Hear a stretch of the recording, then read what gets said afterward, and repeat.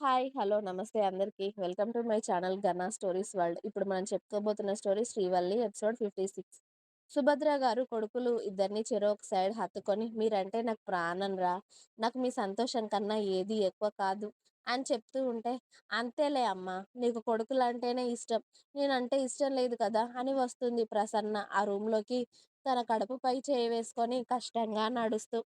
ధీరజ్ చెల్లిని చూసి ప్రసన్నకి ఎదురు వెళ్ళి, ప్రసన్న భుజం చుట్టూ చేయి వేసి మెల్లిగా నడిపిస్తూ వాళ్ళ అమ్మ దగ్గరికి తీసుకొని వచ్చాడు. "అమ్మా తల్లి, నిన్నెలా మర్చిపోతాను నా బంగారు కొండ. నాకు నా పిల్లలందరంటే నాకు ఇష్టమే, సరేనా? నా పిల్లలే కాదు, నా అల్లుడు కోడళ్ళు అన్నా కూడా నాకు ఇష్టమే. నాకు అందరూ సమానమే. ఒకరు ఎక్కువ ఒకరు తక్కువ కాదు కదా నాకు. అందరి సంతోషాలు కావాలి తల్లి. మీరు సంతోషంగా ఉంటేనే కదా మేము కూడా సంతోషంగా ఉండగలం" అని కూతురు నుదుటన ముద్దు పెట్టుకొని పక్కన కూర్చోబెట్టుకుంటారు సుభద్ర గారు. "అలా ఏం లేదు. నువ్వు ముందు నీ కొడుకులనే అన్నావు. నన్ననలేదు" అని వాళ్ళ నాన్న దగ్గరికి చేరిపోతుంది ప్రసన్న. "అబ్బా! మీ అమ్మాయిలతో వచ్చిన తంట ఇదేనే. మేమెంత బాగా చూసినా, ఏం చేసినా మళ్ళీ మీ నాన్న సంకలోకే చేరిపోతారు. ఇక మేమెంత చూసినా ఏం లాభం లేదులే మిమ్మల్ని" అన్నారు సుభద్ర గారు. "అమ్మా! నువ్వు నన్నన్నావు గానీ, నువ్వు కూడా ఓ అమ్మాయి అన్న విషయం మర్చిపోతున్నావు. అది కూడా నీకు వర్తిస్తుంది" అని అంది ప్రసన్న. "హ్మ్. అది కూడా నిజమే లేరా" అని చెప్పు.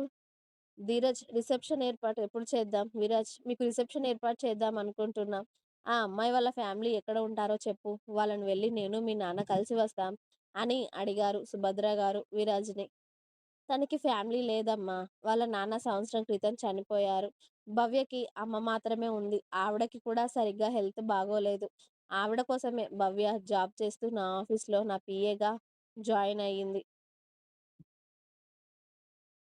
అలాగే తన మంచితనం చూసి తనని ప్రేమించాను. అలా ఇద్దరం ఒకరికొకరం ఇష్టపడి పెళ్లి చేసుకున్నాం" అని చెప్పాడు విరాజ్. "నువ్వేదో వాళ్ళ ఫ్యామిలీకి భయపడి పెళ్లి చేసుకున్నాం అనుకున్నాం కదరా! మీ పెళ్ళికి వాళ్ళు ఒప్పుకోరేమో అని. పైగా వాళ్ళ ఫ్యామిలీ కూడా ఎవరూ లేనప్పుడు నువ్వు మాకు ఎవరికీ చెప్పకుండా పెళ్లి చేసుకోవాల్సిన అవసరం ఏం వచ్చిందిరా అన్నయ్య" అని అడిగింది ప్రసన్న. "ప్రసన్న, జరిగిందేదో జరిగిపోయింది.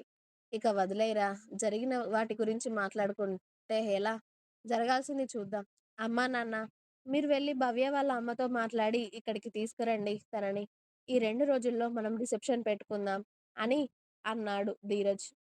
"అలాగే నాన్న, నేనెళ్ళొస్తాను. మీ అత్తగారిల్లు అడ్రస్ చెప్పు" అని అడిగారు సుభద్ర గారు విరాజ్‌ని. "మీరెందుకమ్మా వెళ్ళడం? ఆవిడనిక్కడికి పిలిపిద్దాం" అన్నాడు విరాజ్. "అది పద్ధతిగా ఉండదు నాన్న. నువ్వు వాళ్ళ అమ్మాయిని ఎవరికీ చెప్పకుండా పెళ్లి చేసుకొని వచ్చావు. ఆవిడనే ఇక్కడికి పిలిపించడం ఏం బావుంటుంది? కావాలంటే మేము వెళ్లి మాట్లాడి మాతో పాటు తీసుకొస్తాం. అప్పుడు కాస్త బావుంటుంది" అని అన్నారు సుభద్ర గారు. అలాగే అని విరాజ్ అడ్రస్ చెప్పడంతో, "మేము వెళ్ళొస్తాను నాన్న" అనేసి సుభద్ర గారు, అనిల్ గారు బయటకి వచ్చి, "అమ్మా వల్లి, ఇంట్లో కాస్త చూసుకో అమ్మా. నేను భవ్య వాళ్ళ పుట్టింటికి వెళ్ళొస్తాను" అని చెప్పి విరాజ్ రూమ్‌లోకి వెళ్లారు సుభద్ర గారు. ఆవిడ వెళ్ళేసరికి రూమంతా చూస్తూ భవ్య బెడ్‌పై కూర్చొని ఉంది. అత్తగారిని చూడగానే లేచి నిలబడి కాస్త భయంగా చూడగానే, సుభద్ర గారు చిన్న కోడలి దగ్గరికి వెళ్లి, "భయపడాల్సిన అవసరం లేదమ్మా. నేను మీ అమ్మగారి దగ్గరికి వెళ్ళొస్తాను. ఎలాగూ పెళ్లి మాకు చెప్పకుండా చేసుకున్నారు కదా! అందరికీ తెలిసేలా రిసెప్షన్ అయినా మీకు ఏర్పాటు చేయాలి అని అనుకుంటున్నాము.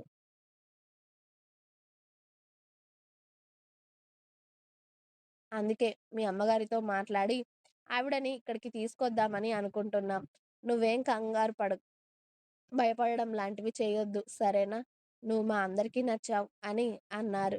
ఆవిడ కాస్త కూల్‌గా మాట్లాడడంతో భవ్య "థ్యాంక్ యూ అత్తయ్య" అని సుభద్ర గారి కాళ్ళకు నమస్కరిస్తుంది. "అయ్యో! పర్లేదు తల్లి, నేనిప్పుడే వెళ్ళొస్తాను" అని అనిల్ గారు, సుభద్ర గారు భవ్య వాళ్ళ ఇంటికి వెళ్ళేసరికి మణి గారు ఒక్కరే హాల్‌లో కూర్చొని ఉంటారు. వాళ్ళు ఎవరో తెలియక "మణి, ఎవరు ఎవరండి? ఎవరు కావాలి మీకు?" అని అడిగారు. "నమస్తే అండి. మేము మీకు తెలియకపోయినా మీరెవరో మాకు తెలుసు. మీ అమ్మాయి మా చిన్న కొడుకు దగ్గరే పనిచేస్తుంది. కొన్ని అనుకోని కారణాల వల్ల ఎవరికీ తెలియకుండా మీ కూతురు, నా చిన్న కొడుకు పెళ్లి చేసుకొని వచ్చారు" అని చెప్పారు సుభద్ర గారు. కూతురు అలా చెప్పా పెట్టకుండా ఆవిడకి తెలియకుండా పెళ్లి చేసుకోవడం ఏంటో అర్థం అవ్వక, "మీరు మాట్లాడేది భవ్య గురించేనా?" అని అడిగారు మణి. అవునండి. మీ కూతురు భవ్య గురించే మాట్లాడుతున్నాము. మీ కూతురు నా చిన్న కొడుకు ఇలా పెళ్లి చేసుకొని వచ్చారు. ఇలా ఎందుకు చేశారు అని అడిగితే ఒకరికొకరు ప్రేమించుకున్నాం. అనుకోని పరిస్థితుల వల్ల ఇలా పెళ్లి చేసుకోవాల్సి వచ్చింది అని చెప్పారు. మనమే పెద్ద మనసు చేసుకొని పిల్లలిద్దరిని ఆశీర్వదించాలి. ఇక పెళ్లి ఎలాగో మనకు తెలియకుండా చేసుకున్నారు. కనీసం రిసెప్షన్ అయినా అందరికీ తెలిసేలా చేయాలి అనుకుంటున్నాం. మీరేమంటారండి? మీరు కూడా మీ అమ్మాయిని క్షమించి, మా ఇంటికి వస్తే పిల్లలిద్దరిని ఆశీర్వదించి రిసెప్షన్ జరిపించాలి అనుకుంటున్నాం. మీరు మాతో పాటు మా ఇంటికొస్తారా? అని అడిగారు సుభద్ర గారు. కూతురు ఎప్పుడు వాళ్ళ బాస్ గురించి చెప్తూ ఉంటే విన్న మణి గారు కూతురు చాలా డబ్బున్న వాళ్ళనే పెళ్లి చేసుకుంది అని, ఇక కూతురు లైఫ్ సెట్ అయ్యింది అని కాస్త సంతోషంగా అలాగే అని పిల్లల సంతోషం కన్నా మనకేం కావాలండి? నేను మీతో పాటు వస్తాను అని మణి కూడా సుభద్ర వాళ్ళతో బయలుదేరింది. మణి ఆ ఇల్లు చూడగానే చాలా సంబరపడిపోయింది. కూతురు ఇప్పటి నుండి ఇంత పెద్ద గొప్పింటి కోడలయ్యింది. తన కూతురికి ఎలాంటి లోటు లేదని, ఇక చాలా సంతోషంగా ఉంటుంది అని సంబరపడిపోయి వాళ్ళ ఇంట్లో అడుగు పెట్టగానే భవ్య వాళ్ళ అమ్మకి ఎదురుగా వెళ్ళి వాళ్ళ అమ్మని కౌగిలించుకొని ఏడుస్తూ, "సారీ అమ్మా! నీకు చెప్పా పెట్టకుండా పెళ్లి చేసుకోవాల్సి వచ్చింది. అలా చేసినందుకు నన్ను క్షమించమ్మా. కానీ ఇలా అనుకోకుండా మా పెళ్లి జరిగిపోయింది" అని భవ్య ఏడుస్తూ ఉంటే, విరాజ్ కూడా మణి దగ్గరికి వచ్చి, "సారీ అత్తయ్య! మీకెవరికీ చెప్పకుండా పెళ్లి చేసుకున్నందుకు మమ్మల్ని క్షమించండి. కానీ ఇందులో తన తప్పేం లేదు. ఏదైనా తప్పుందంటే అది నాదే" అని చెప్పాడు విరాజ్. "పర్లేదు బాబు, ఒకరికొకరు ప్రేమించుకున్నారు. పెద్దవాళ్ళము. మేము ఒప్పుకోమేమో అని ఇలా తొందరపడి ఉంటారు. మిమ్మల్ని అర్థం చేసుకోగలను. అలాగే మీ వయసు కూడా అలా తొందర పెడుతూ ఉంటుంది మిమ్మల్ని. అయిపోయిందేదో అయిపోయింది. ఇప్పటి నుండి మీరిద్దరు సుఖంగా, సంతోషంగా ఉండడమే మాకు కావాలి. నా కూతుర్ని పెళ్లి చేసుకున్నట్టు కాదు. తనకి ఏ లోటు రాకుండా తనని సంతోషంగా చూసుకోవాల్సిన బాధ్యత మీదే బాబు. తండ్రి లేని పిల్ల. ఇక తన బాధ్యత మొత్తం నీదే" అని కన్నీరు పెట్టుకుంటుంది మణి. "అయ్యో! అత్తయ్య, మీరలా అడగాల్సిన అవసరం లేదు. నా ప్రాణం కన్నా ఎక్కువగా చూసుకుంటాను మీ కూతుర్ని" అన్నాడు విరాజ్. "అవును వదిన గారు, మీ కూతురు గురించి ఇక మీరు భయపడాల్సిన అవసరం లేదు. రండి ఇలా కూర్చోండి" అని వాళ్ళ కుటుంబం అందరినీ కూడా పరిచయం చేసి,